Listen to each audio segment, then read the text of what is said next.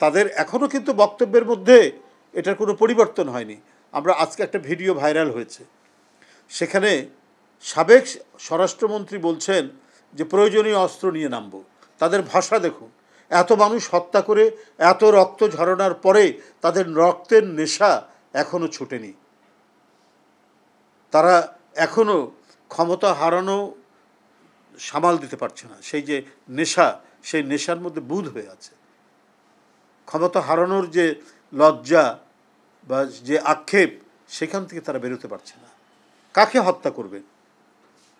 হাতে অস্ত্র নিয়ে নামতে বলছে কার বিরুদ্ধে? ফ্যাসিবাদী দুঃশাসন দিয়ে মানুষকে তার ভোটাধিকার, গণতন্ত্র থেকে বঞ্চিত করে 15-16 বছর যে দানবীয় দুঃশাসন চালিয়েছেন এবং এই দেশকে একমাত্রিক, একরঙা এবং একটি নির্দিষ্ট বৈশিষ্ট্য দেওয়ার জন্য দেশের স্বাধীনতাকে পর্যন্ত বন্ধক রেখেছিলেন পার্শ্ববর্তী দেশে। আজকে আপনারা বলছেন যে প্রয়োজনে অস্ত্র নিয়ে সবাইকে নামতে হবে। আমরা প্রতিদিন যে ঘটনাগুলো দেখছি, আমরা ফ্যাসিবাদের যে দুঃসাহ রূপ যেটা দেখছি এখন, যেগুলো আস্তে আস্তে ফুটে উঠছে। আমরা তো আয়নাঘরের কথা তখনই শুনেছিলাম যে আয়নাঘরে বছরের পর বছর বিরোধী চিন্তার মানুষকে অথবা যাদেরকে বিরোধী মনে করা হয়েছে তাদেরকে সেখানে আটকে রাখা হয়েছিল। এর মধ্যে অনেককে একবার চিরদিনের জন্য কোথায় যে ফেলে রাখা হয়েছে জানা যায়নি, কয়েকজনকে তো খুঁজে পাওয়া গেছে। গুম কমিশন তদন্ত করতে করতে যেটি পাওয়া গেছে, আরও প্রতিদিনই সমস্ত বিপজ্জনক এবং মানে হাড় হিম করা, রক্ত হিম করা সব ইয়েগুলো পাওয়া যাচ্ছে। সেখানে কিছু এই সমস্ত গোপন বন্দিশালা যেটা ফ্যাসিবাদের সরকার করেছিল, সেই বন্দিশালা মানে আইন শৃঙ্খলা বাহিনীর তত্ত্বাবধানেই এই বন্দিশালাগুলো করা হয়েছিল। যার আমরা তো আয়নাঘর শুনেছি, কিন্তু আরও তাদের প্রতীকী নাম ছিল, যেমন হাসপাতাল, যেমন ক্লিনিক। এটা আমরা এই গুম কমিশনের রিপোর্ট থেকে আমরা দেখতে পাচ্ছি। তাহলে কারা?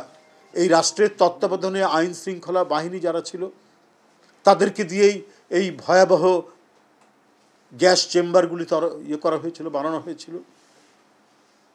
এই মৃত্যুপুরীগুলো, এই মৃত্যু ঘরগুলো, এই দম বন্ধ করা মানে কি বলে যে আপনার রুদ্ধশ্বাস, এই সমস্ত কক্ষগুলো তৈরি করা হয়েছিল, যার নাম দেওয়া হয়েছিল হাসপাতাল, যার নাম দেওয়া হয়েছিল কি বলে ক্লিনিক। অর্থাৎ ভয় দেখিয়ে, মানসিক শারীরিক নির্যাতন করে তার যে পথ, তার যে চিন্তা, তার যে গণতান্ত্রিক অধিকার, সেইখান থেকে বঞ্চিত করার যে রাষ্ট্রের ভয়াবহ এবং এক মূর্তিমান আতঙ্কের রূপ যে নিয়েছিল, তার প্রমাণ আমরা এখন আরও আমরা পাচ্ছি। শেখ হাসিনা থাকতেই যেমন আমরা বিভিন্নভাবে পেয়েছি, এখন অরিজিনাল জিনিসগুলো পাওয়া যাচ্ছে। তো এই তো ছিল ফ্যাসিবাদের আমল। সেই ফ্যাসিবাদের ক্ষমতা চলে যাওয়াতে তারা মানে দিশেহারা হয়ে গেছে। এই জন্য অস্ত্র নিয়ে নামতে বলছে শেখ হাসিনার স্বরাষ্ট্রমন্ত্রী আসাদুজ্জামান কামাল।